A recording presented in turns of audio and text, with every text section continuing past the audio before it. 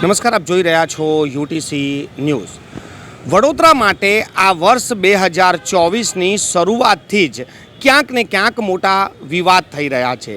હરની બોટકાંડથી શરૂ થયા બાદ વડોદરામાં આવેલું પૂર ક્યાંક ને ક્યાંક ભારતીય જનતા પાર્ટીની સામે લોકોની નારાજગી સામે આવી છે અને ત્યારબાદ હાલનું જે ચેપ્ટરની વાત કરીએ તો ભારતીય જનતા પાર્ટીના નેતાઓના જે જમીનો ખરીદવાનો જે મામલો છે તે પણ હવે વિપક્ષ મુદ્દો બનાવી રહ્યો છે.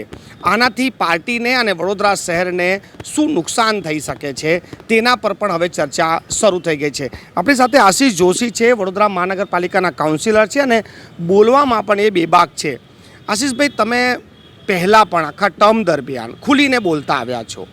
હાલની જે પરિસ્થિતિ છે, હરની બોટકાંડથી લઈને ભાજપના નેતાઓની જમીનમાં ખરીદીમાં ગેરરીતિના આક્ષેપો કેવી રીતે જુઓ છો?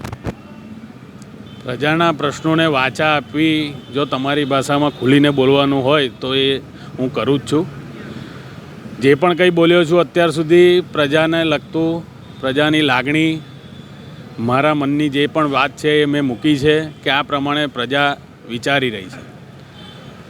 હરણી બોટકાંડ હોય, ડોર ટુ ડોર હોય કે હાલમાં આવેલા પૂરની વાત કરીએ તો જે કંઈ પણ અત્યારે સંદીપભાઈ પટેલ જે પણ કોઈ બિલ્ડર છે જેના દ્વારા કે જે પણ જમીનના માલિક છે જેના દ્વારા જે કોઈ પણ આરોપો મૂકવામાં આવી રહ્યા છે એ પ્રમાણે હું ચોક્કસપણે કહીશ કે અમારી પાર્ટીના જે પણ કાઉન્સિલર હોય, ધારાસભ્ય હોય, માજી કાઉન્સિલર હોય કે માજી મંત્રી હોય, કોઈ પણ હોય અને એ લોકો જો સાચા હોય તો એમને સામે દાવો કરીને કોર્ટમાં જ જવું જોઈએ કે ભાઈ અમે તો સાચા છે ને અમે કોઈ ખોટી રીતે કપાત લીધી નથી અને એનાથી પાર્ટીનું પણ નામ બગડી રહ્યું છે. કોઈ આપણી પર કે આપણી પાર્ટી પર આરોપ મૂકી રહ્યો હોય તો આપણે એનો ચોક્કસપણે કોર્ટમાં જવાબ આપવો જોઈએ. આશીષભાઈ, પૂર્વ કાઉન્સિલર વિજય પવારે આજે એક પત્ર બતાવ્યો છે કે 2000 એટલે અગાઉ જ તેમણે એક પત્ર વિજયભાઈ રૂપાણીને લખ્યો હતો આ જ જમીન બાબતે, પણ કોઈ નક્કર કામગીરી થઈ નહીં.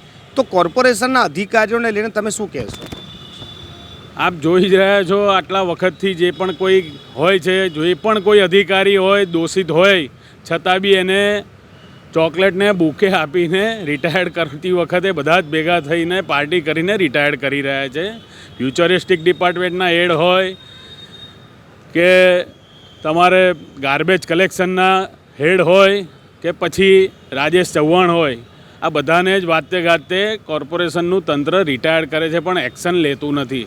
એ પ્રજા જોઈ રહી છે.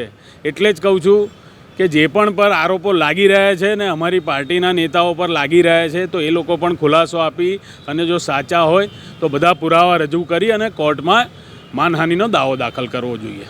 આશીષભાઈ, સભામાં તો તમે બોલો જ છો, પરંતુ અંદર અંદર હવે વાતો શું થઈ રહી છે તમારા કાઉન્સિલરો વચ્ચે પણ, તમારા ભારતીય જનતા પાર્ટીના નેતાઓ વચ્ચે પણ, કે આ ડેમેજ કંટ્રોલ કેવી રીતે થઈ શકે? હવે 1 વર્ષ બાકી છે ત્યારે મેં પહેલાંય કીધેલું છે, સંકલનમાં પણ બોલ્યો છું કે બહુ તો હવે વધારેમાં વધારે આપણે આ શહેરની જનતાના વિકાસના કામોને આગળ લેવા માટે બહુ તો 12 સભાઓ આવશે અને એને એટેન્ડ કરીશું. તો આપણે એવું શું કરી શકીએ કે શહેરની પ્રજાને આપણે 5 વર્ષમાં કંઈક આપ્યું છે, એમને વેરાનું વળતર અપાવ્યું છે, એવા નિર્ણયો લેવા જોઈએ. એવી ચર્ચા દરેક કાઉન્સિલર કરે છે અને દરેક કાઉન્સિલરની ઈચ્છા પણ છે કે પ્રજાને સારી રીતે સુખ સુવિધા મળે, પ્રજાને નળ ગટર રસ્તાથી માંડીને જે એની બેઝિક જરૂરિયાત છે એ આપણે ચોખ્ખું પાણી પીવાનું અને ડ્રેનેજની જે મુખ્ય સમસ્યા છે એ સારી રીતે નિરાકરણ લાવી શકીએ. આશીષભાઈ, છેલ્લો સવાલ કે જે રીતે તમે જે બધા મુદ્દા ગણાયા, સોલિડ વેસ્ટ મેનેજમેન્ટ હોય કે હરની બોટકાંડ હોય કે પછી પૂર હોય, તમારા અનુભવ પ્રમાણે શું આ બધા જ જે વસ્તુ થઈ છે, આનું જે ડેમેજ થયું છે, એ ચૂંટણીમાં આ મુદ્દાઓના કારણે પાર્ટીને નુકસાન થઈ શકે? પ્રજા સર્વોપરી છે. હંમેશા આ પાર્ટીને મોટી પ્રજાએ જ કરી છે.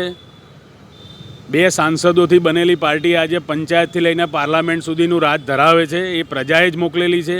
એટલે મારું એવું માનવું છે કે પ્રજાની વાતને વાચા આપવી જોઈએ, પ્રજાના પ્રશ્નોને સમજવા જોઈએ. પ્રજા બધું જાણી રહી છે. એટલે આપણે પણ આજે સ્માર્ટ યુગનો જમાનો છે, મોબાઈલથી માંડીને ઇન્ટરનેટના ઇન્સ્ટાગ્રામના જમાનામાં પ્રજા ખૂબ હોશિયાર છે. એટલે પ્રજાને આપણે અત્યારે એમની લાગણીને સમજવી એ પ્રાથમિકતા છે. ખૂબ ખૂબ આભાર અમારી સાથે ચર્ચા કરવા માટે. આ હતા આશીષ જોશી, જેઓ જે સવાલ હતો એનો જવાબ તો એમને ફેરવીને આપ્યો છે, પરંતુ કહેવાનો મતલબ સ્પષ્ટ છે કે જનતાએ જ આ પાર્ટી બનાવી છે અને જનતાએ તમને સત્તા પર મોકલ્યા છે. જો જનતાને તમે સંતુષ્ટ નહીં કરો તો આવનારા સમયમાં આ જનતા તમારા પર પ્રેમ કરે છે કે ફિટકાર વરસાવે છે તે પરિણામમાં બહાર આવશે. હાલ પણ ભારતીય જનતા પાર્ટીના ઘણા નેતાઓ અને ઘણા કાઉન્સિલરો પાર્ટીની ચિંતા પણ કરી રહ્યા છે અને શહેરની મુદ્દા પણ ઉઠાવી રહ્યા છે. કેમેરામેન પ્રદીપ ચોબે સાથે મનોજ શર્મા, UTC ન્યૂઝ.